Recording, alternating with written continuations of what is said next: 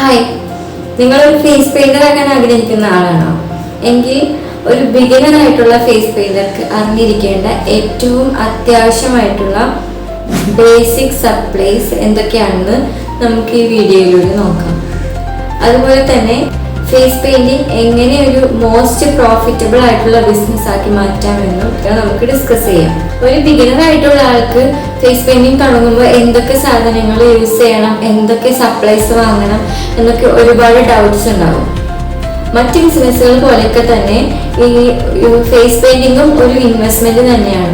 തുടക്കത്തിൽ കുറച്ച് എക്സ്പെൻസീവ് ആണെങ്കിൽ പോലും ക്വാളിറ്റി ആയിട്ടുള്ള പ്രോഡക്റ്റും അതിനനുസരിച്ച് നല്ല പ്രാക്ടീസും ഉണ്ടെങ്കിൽ ഒറ്റ ദിവസം കൊണ്ട് തന്നെ ഈ മുടക്കിയ ക്യാഷൊക്കെ തിരിച്ചു നേടാൻ പറ്റുന്നതാണ്. ഫേസ് പെയിന്റിങ്ങിന് ഏറ്റവും ഇമ്പോർട്ടൻ്റ് ആയിട്ടുള്ള സപ്ലൈ ഏതാണെന്ന് വെച്ചാൽ നിങ്ങൾക്ക് അറിയുന്ന പോലെ തന്നെ പെയിന്റ് തന്നെയാണ്. പെയിന്റ് സെലക്ട് ചെയ്യുമ്പോൾ എപ്പോഴും കോസ്മെറ്റിക് ഗ്രേഡ് ഉള്ളതും ടെസ്റ്റഡ് ആയിട്ടുള്ളതും non toxic and skin friendly ആയിട്ടുള്ള പെയിന്റ് തന്നെ സെലക്ട് ചെയ്യണം. ചില ബിഗിനേഴ്സ് ആയിട്ടുള്ള ഫേസ് പെയിന്റേഴ്സ് അക്രിലിക് പെയിന്റ് ഒക്കെ യൂസ് ചെയ്തിട്ട് വരയ്ക്കുന്നത് കാണാറുണ്ട്. But that is a big no. അത് ഒരിക്കലും ചെയ്യരുത്. എക്സ്പെൻസീവ് ആയിരിക്കും, വാങ്ങുമ്പോൾ കുറച്ച് എക്സ്പെൻസീവ് ആണെങ്കിൽ കൂടിയും അത് വേർത്താണ്. നമ്മൾ ഒരിക്കലും കുട്ടികളുടെ ഫേസിൽ അക്രിലിക് പെയിന്റ് ഒന്നും യൂസ് ചെയ്യരുത്. അതിനെപ്പോഴും പ്രൊഫഷണൽ ആയിട്ടുള്ള ഫേസ് പെയിന്റ് തന്നെ സെലക്ട് ചെയ്യാൻ ശ്രദ്ധിക്കണം. ഫേസ് പെയിന്റ് പർച്ചേസ് ചെയ്യുമ്പോൾ നമുക്ക് രണ്ട് രീതിയിൽ വാങ്ങാം. ഒന്നുകിൽ ഓരോ കളേഴ്സും സെപ്പറേറ്റ് ആയിട്ട് വാങ്ങാം, അല്ലെങ്കിൽ ഒരു പാലറ്റ് ആയിട്ടും വാങ്ങാം. ഞാൻ പേഴ്സണലി ഒരു പാലറ്റ് ആയിട്ട് വാങ്ങാനാണ് റെക്കമെൻഡ് ചെയ്യുന്നത്. നെക്സ്റ്റ് നമുക്ക് വേണ്ടത് ബ്രഷസ് ആണ്. ബ്രഷസ് എന്ന് പറയുമ്പോൾ ഇതുപോലൊരു ഫ്ലാറ്റ് ബ്രഷും ഇതുപോലെ ഒരു റൗണ്ട് ബ്രഷും പിന്നെ ഇതുപോലത്തെ ഒരു ലൈനറും ആണ് വേണ്ടത്.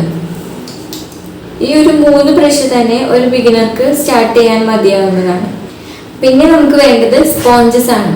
സാധാരണ ഷോപ്പുകളിലൊക്കെ സിന്തറ്റിക് സ്പോഞ്ചസ് അവൈലബിൾ ആണ്. ഇതുപോലെയൊക്കെയുള്ള സിന്തറ്റിക് സ്പോഞ്ച്. ബട്ട് ഇത് സ്കിന്നിൽ വളരെ റഫായിട്ട് തോന്നും. പിന്നെ പെയിന്റ് ഒരുപാട് വലിച്ചെടുക്കും. അതുപോലെ തന്നെ ഇത് പ്രോപ്പറായിട്ട് ബ്ലെൻഡ് ചെയ്യാൻ പറ്റില്ല. സോ ഒരു ലോങ് റണ്ണിലേക്ക് എപ്പോഴും നല്ല സ്പോഞ്ചസ് സെലക്ട് ചെയ്യാൻ തന്നെ ശ്രദ്ധിക്കുക. ഇതുപോലെ തന്നെ ഉള്ള സ്പോഞ്ചസ് സെലക്ട് ചെയ്യാനായിട്ട് ശ്രദ്ധിക്കുക. അടുത്തതായിട്ട് ടൈം സേവ് ചെയ്യാനും കുട്ടികളെ കൂടുതൽ ഇംപ്രസ് ചെയ്യാനായിട്ട് നമുക്ക് സ്പ്ലിറ്റ് കേക്ക് അല്ലെങ്കിൽ റെയിൻബോ കേക്കാണ് വേണ്ടത്. നമ്മൾ കഴിക്കുന്ന റെയിൻബോ കളേർഡ് കേക്ക് അല്ല കേട്ടോ. This is the one.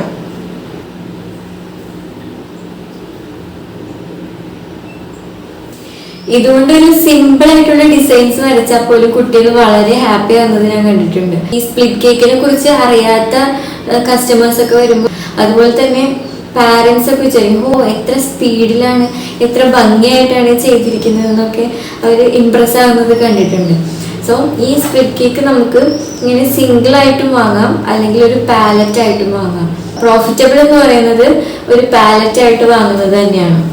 Next one, time save ചെയ്യാനും കൂടുതൽ ഡീറ്റെയിലിങ്സ് കൊടുക്കാനും വേണ്ടിയിട്ട് നമുക്ക് സ്റ്റെൻസിൽസ് യൂസ് ചെയ്യാം. ഇതുപോലുള്ള സ്റ്റെൻസിൽസ് ഒക്കെ നമുക്ക് യൂസ് ചെയ്യാവുന്നതാണ്. അടുത്തതായിട്ട് നമുക്ക് വേണ്ടത് ഒരു വാട്ടർ ടബാണ്. ബിഗിനർ ആയിട്ടുള്ള ആൾക്ക് ഒരു ബഡ്ജറ്റ് ഫ്രണ്ട്ലി ആയിട്ട് കപ്പോ ഗ്ലാസ് ബൗൾ പോലുള്ളതൊക്കെ യൂസ് ചെയ്യാവുന്നതാണ്. പ്രൊഫഷണൽ ലെവലിലേക്ക് എത്തുമ്പോൾ ഇതുപോലൊരു വാട്ടർ ടബ് ആവശ്യമായി വരും.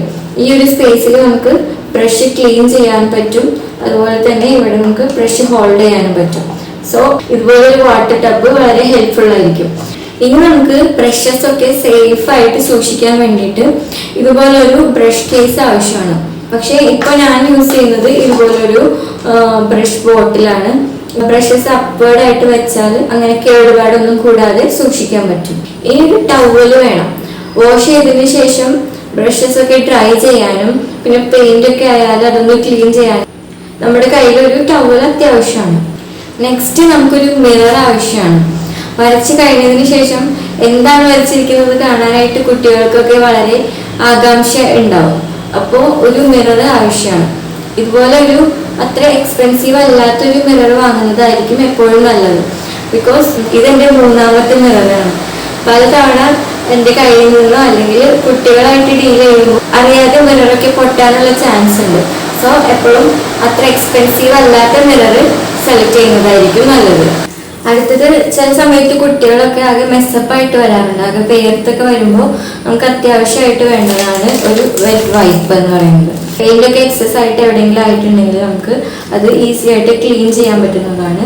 സോ ഒരു വൈപ്പും നമ്മുടെ കയ്യിൽ എപ്പോഴും വേണ്ട. ലാസ്റ്റ്ലി കുട്ടികളെ ഒന്നുകൂടെ ഹാപ്പി ആക്കാനായിട്ട് ഇതുപോലെ കുറച്ച് ഗ്ലിറ്റേഴ്സും നമ്മുടെ കയ്യിലുണ്ടെങ്കിൽ നന്നായിരിക്കും.